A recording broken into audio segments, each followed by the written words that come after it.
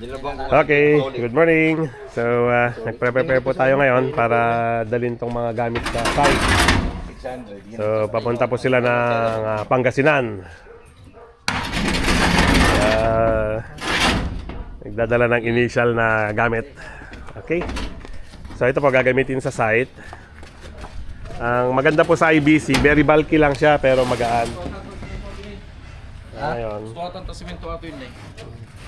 Kaso ang inaayos po natin ngayon is kasama tong wheelbarrow, saka mga gamit, ang konkreto, testing, tapos ito yung mga Tigilang mixture ba? test cylinders. Kailangan natin Okay. So check na mga gulong, all good. Ito po yung Ranger number 2 natin.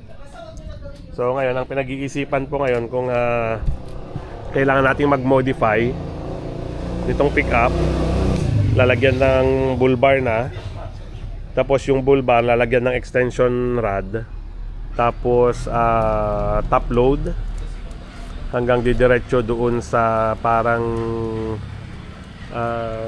tawag dito, yung parang kwan po, camper shell na puro bars lang para pang kargahan na po siya. So siguro po yun yung magiging project para dito sa Ranger number 2 natin this year. Yun po. So tingnan po natin. Pag nagpalit po tayo ng bull bar, tatanggalin na po ito, original bumper nya, and then gulong, maintain lang po muna.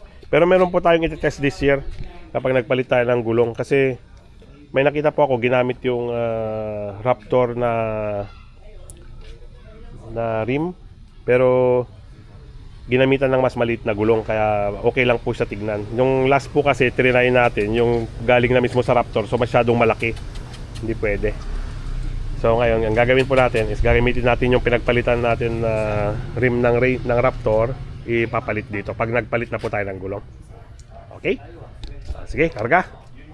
So pakita ko po sa inyo mamaya pag na final na yung kwan nito, yung pagkaka load. And kwan na rin po ito, modified na, nilagyan na natin ng damper para hindi po siya mabigat na buhatin pag binubuksan. Okay. Jason, ito na pagtalya na ito. Okay, check po natin yung kanyang windshield washer. Okay pa yung level. Okay. Meron po tayong nabili online. Tetest po natin. Ground zero windshield washer fluid. Wow. Ano pa? So, saan ang lalagyan ng windshield washer? Yun. Okay. Makita ti level naman, Nelson.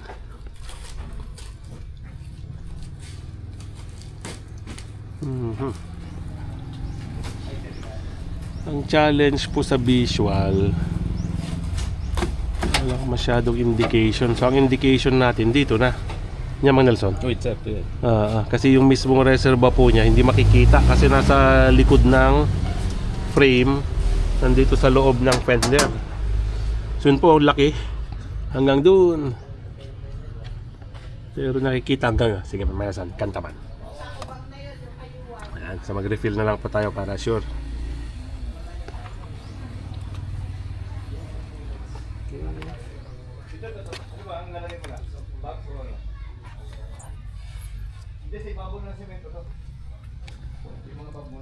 So, babantayan na lang po natin dito sa kanyang. Yan. So kumbaga iti-level mo, itan. Win, sir. Ito, mga nandito bag.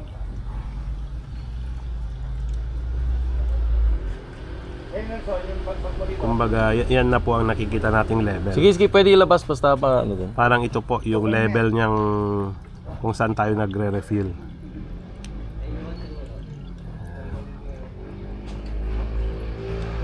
Malaki po yung kanyang reservoir hanggang dun. Kaya lang hindi po yung katulad ng mga typical na Japanese design na let's say nandito, kita mo kaagad yung container. Dito po wala. Ano ba ang advantage ng using that at saka tubig? Ito kasi may hinahalo silang chemical para nakakatanggal ng oil and sludges. Ang water, hindi niya kayang tanggalin yung oil. So kumakalat lang siya ng kumakalat sa windshield. Ito parang nililinis niya yung mga Yes, sir. dumi na may kasama ng oil kasi naghalo-halo na yung dumi, nadala, yung kasalubong mo, yung galing sa Nasa ano? Reservoir niya, hindi ko makita. yun, nandun sa mic. Yun, no? So,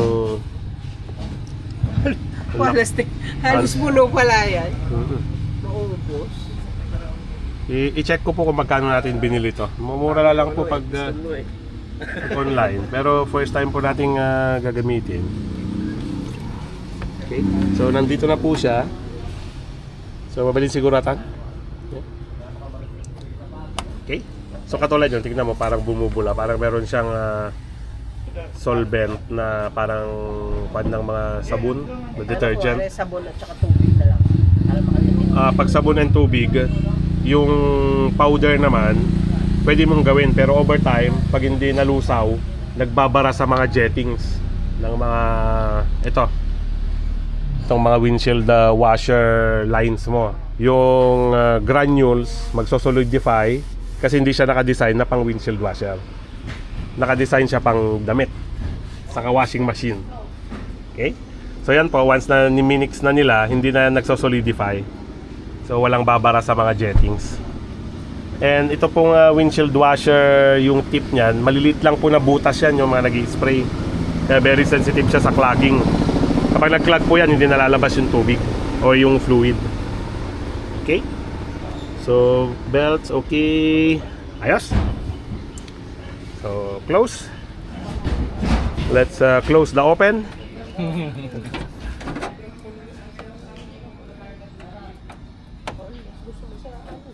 Okay. Okay. Tingnan po natin yung mga nagkakarga sa likod. Hindi ko alam kung merong indication. Dapat indication natin yung windshield washer level? Oo pa, sir. Noon di karganan. Pag nag-low lang. Okay. So meron pong low level indication ng windshield washer pero wala siyang parang fuel na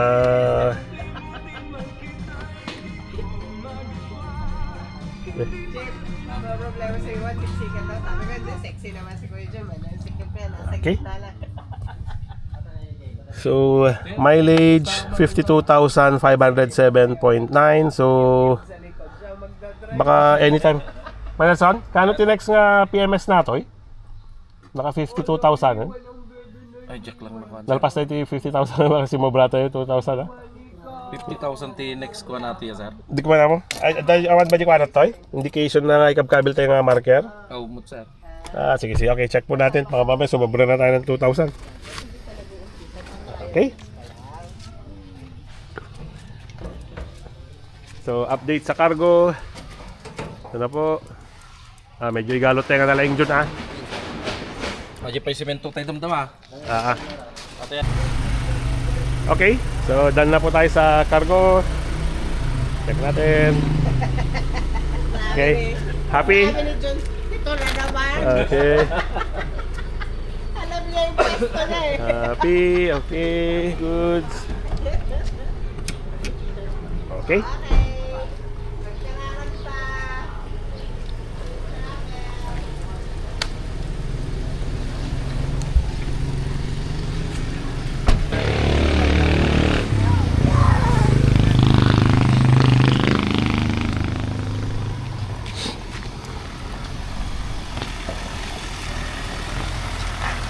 Ingat, ingat. sir.